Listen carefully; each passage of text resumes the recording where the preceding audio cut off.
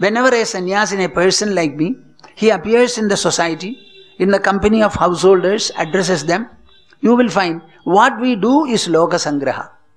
People generally give a name social service. What is the social service? A man can be served for his body and bodily needs. He can be served for his mental, intellectual and heart needs. Now what we are trying to do is, there will be primarily some peace in what we say or in our association. That peace is a minimum requirement like food and nourishment for the body. Then for the intelligence, there is a lot of persuading insights presented, compulsive values presented. I always say, when a value is rightly presented, it instantly evokes an emotional persuasion and an intellectual compulsion. Did you hear what I said? Any value, when you present it properly, the hearer will automatically feel an emotional persuasion towards it. And if it is rightly presented, the intelligence will put the stamp of compulsion. It is right, it is indispensable. That is how the values should be presented. When we selected the motto, Satyameva Jayade, there was a lot of insight in the people at that time. Because we are Indians. We are a slave country. We have got liberation. We have got the right to think. So the thoughts connected them to the Upanishads. And from the Mundaka Upanishad, the motto was selected. Satyameva Jayate. The next words are Na Anrudam. Never untruth. Satya alone will become victorious, and truth will never be, it will always be non-victorious. I think this is the one central value which India is committed to. We have got a right to demand from the government as well as from every citizen an adherence to this motto. I don't know whether I should tell you. I have written a letter to the Chief Secretary of Kerala. Very recently, 4 brahmacharinis in our ashram, they have now to travel. They want to have an identity. And the first identity as it stands now is, electoral identity is there. They have no such identity there. So the ration card should be there minimum. So I felt that they should be included in the ration card. It is not an easy job. So I asked somebody to talk to the MLA of the place. So they were spoken to. Then our Prabhakaranji followed up the matter. So I got a telephone call from the personal assistant of the MLA saying that please don't come here, we will reach the certification for you in the ashram. I said no, we will send somebody. They certified, the village officer gave us a recognition and finally it was done. But you know, as happens always, they have all put what? Swamiji is the head of the family. All the others are brothers and sisters. This matter was always troubling me. So I have written a letter to the Chief Secretary saying that you should recognize that there are a number of ashram spiritual institutions in the country. Our tradition starts from that. It also perhaps ends with that. So you have to recognize, if our public administration does not take into account this wonderful ageless tradition of the country, culture of the country, we have to actually renounce everything before becoming a sannyasi. 2 kinds of renunciation. Renounce all our income. Any kind of a profession, lucrative affair we do, everything should be left. Then we should also declare to ourselves that we are no more connected to our blood relations. If you have a matrimonial one, that also. And we even offer pinda and udaka for ourselves so that when the body dies, no more shraddha, no more pindodaka kriya. And so sanctifying and so sublime and sacrosanct sannyasa is. So I would like you to consider the matter. Our public administration cannot be so blind and so indifferent. So I feel bad about it. And we have listed all the reasons and we are sending a letter.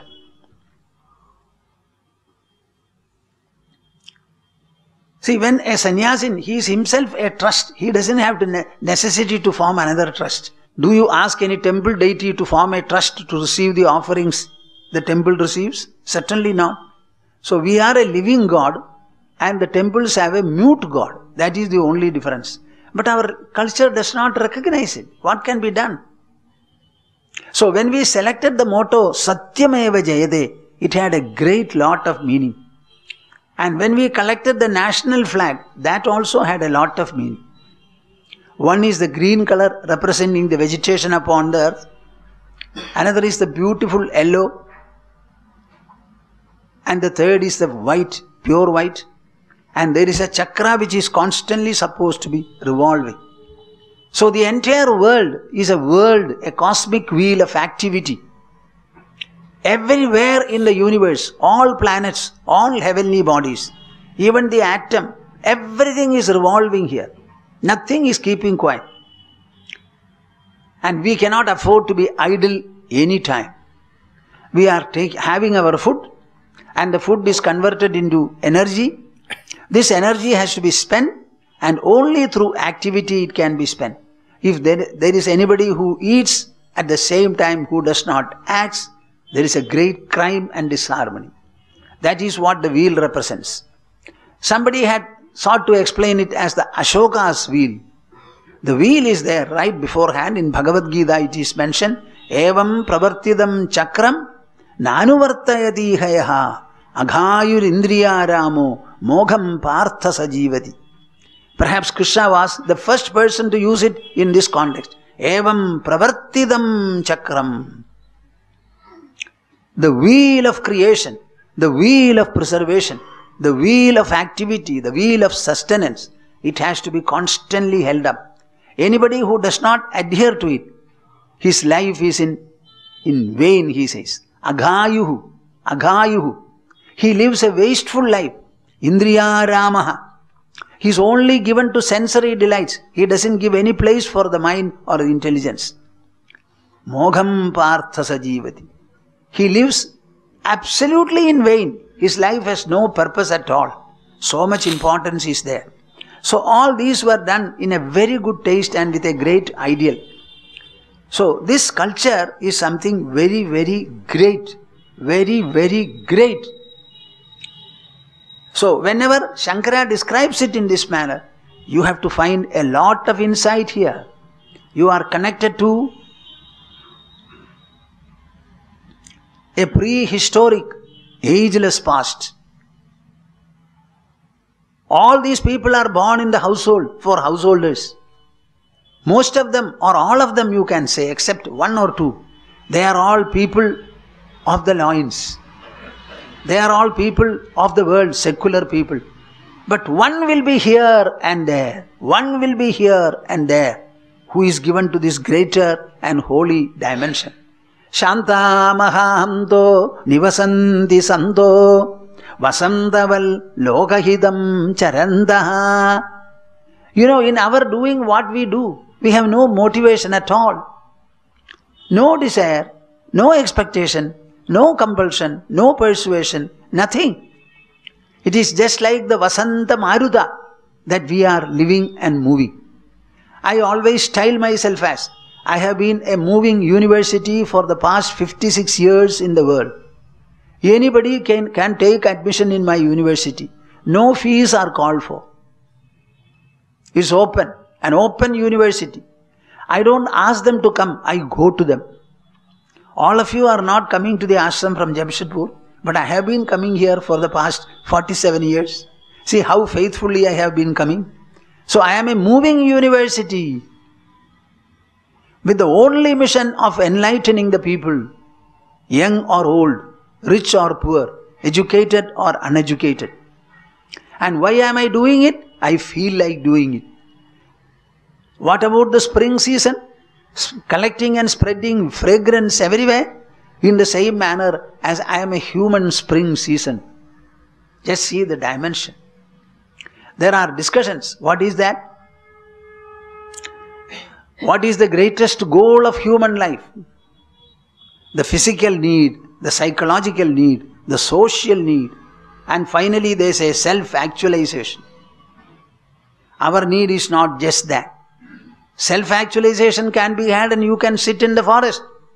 But here Shankara says, no. Shanta mahamto nivasanti santo. You live in this world edifyingly, elegantly, enlighteningly, benedictorily. Your life should become a blessing for the people, a benefit for the people. an enrichment for the people, an endless contribution to their welfare and cohesion. Live in that manner. Acquire that personality, gain that personality. Understand it first, imbibe it next, pursue and perfect it still next, and then start flowing, flowing, flowing, spreading, spreading, spreading. Vasantavallokahitam charantaha tirna swayam bhima bhavarnavam janan. First of all, you have to cross the ocean of worldliness. Never make a mistake. These are days when we have spiritual academic institutions where 2 or 3 years courses are offered. It's very good. After the 3-year course, people become brahmacharyans or sannyasins and they start speaking to the others. At least that much they do. If you ask me, I am not in favor of it. This life has to be first of all lived by oneself, pursued by oneself. And there is no stealth or corruption here. You have to become pure. You have to become holy. You have to become benign. You have to become benevolent. Once that personal requirement is fulfilled, become a seeker of truth and see that your seeking is fulfilled. After fulfilling your seeking, having crossed the ocean of worldliness, tirna swayam, tirnaha, having gone across, swayam, ourselves, bhima bhavarnavam. This is a huge, fierce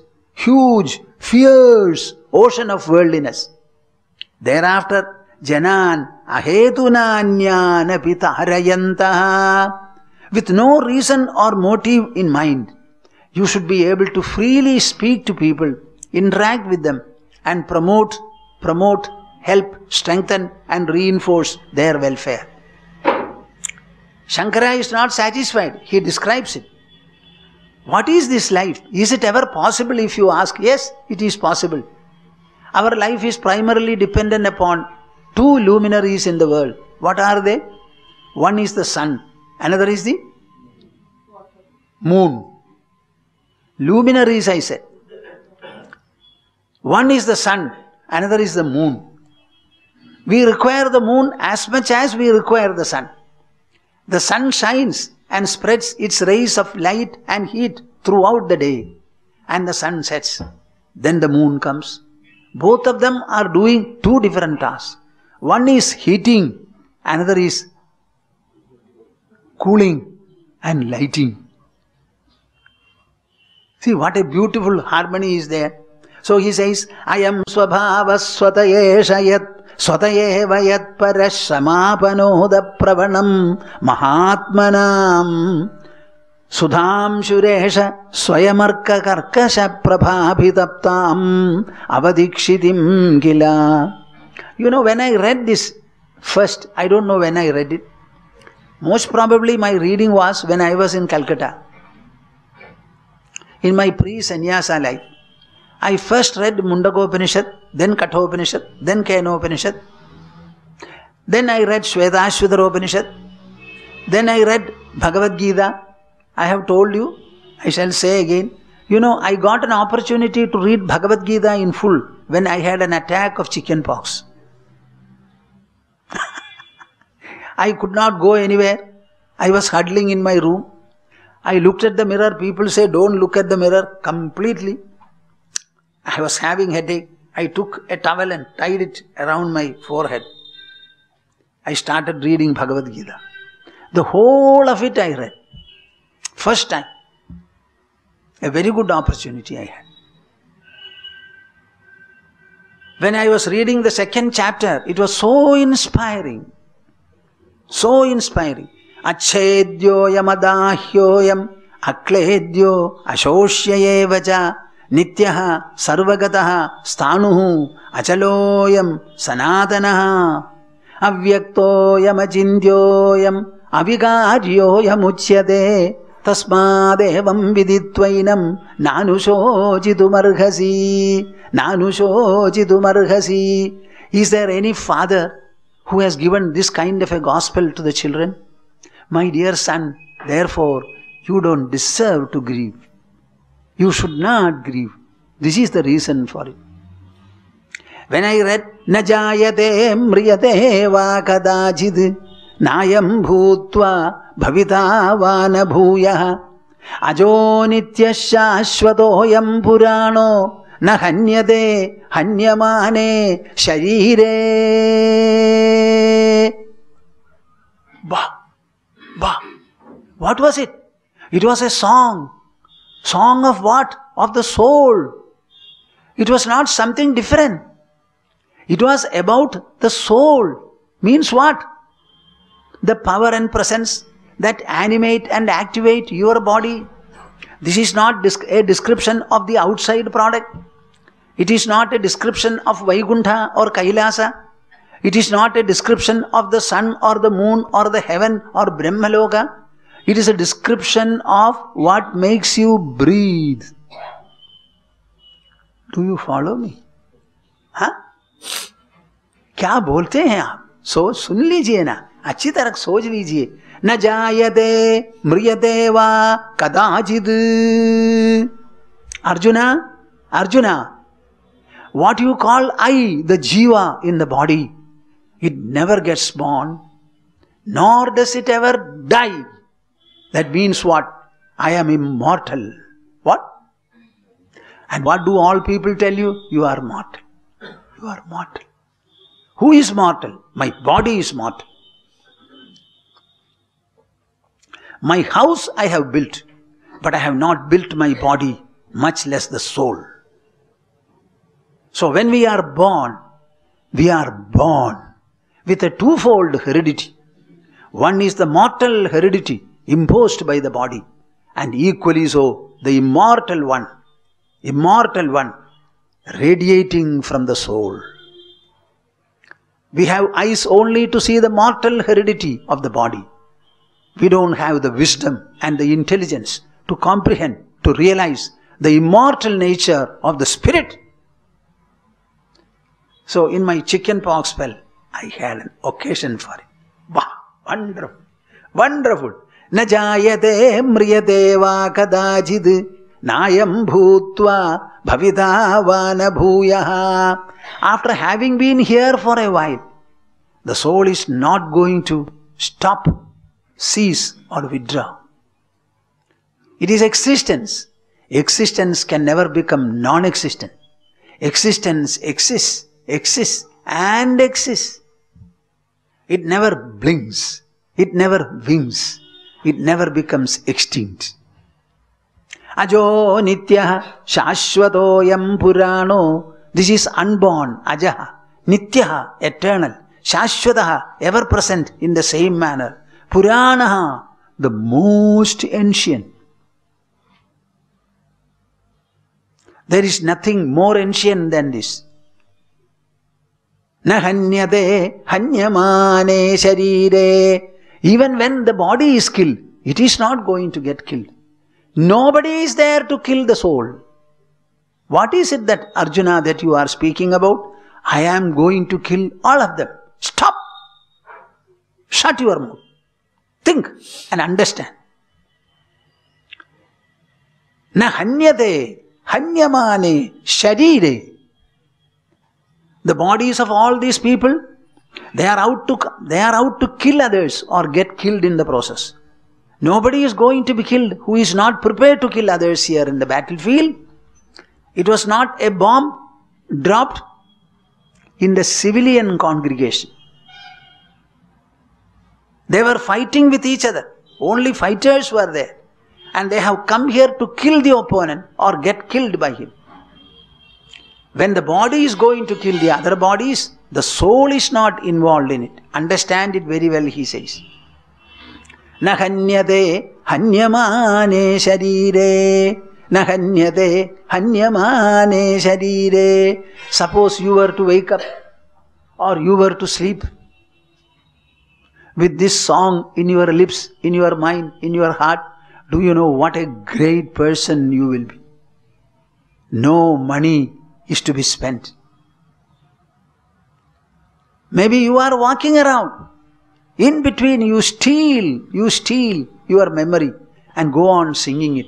na jayate mriyate va kadachid nayam bhutva bhavita va na bhuyaha ajo nitya shashvatoyam purano na hanyate hanyamane sharire. Krishna was lovingly singing to Arjuna. And as a crying child goes to sleep by listening to the song of the mother, Arjuna's mind became quiet and calm and peaceful. He jumped up and said, I will fight not one war, but a dozen Mahabharata wars if necessary. He took back his bow and arrow. देख लीजिए ना क्या है, यही है लोक संग्रह. Krishna did not sing it only for Arjuna. He was singing the song of the soul, sung right from the Upanishadic period. And nobody can date it. It is ageless. Our people are so fortunate, so great, so illustrious, that they have never lost this heredity. Someone was here in this country. As I speak to you, somebody must be taking up sannyasa in this country. Quite a number of them are there. Lakhs of people are there. And in the ration card, we are called householders.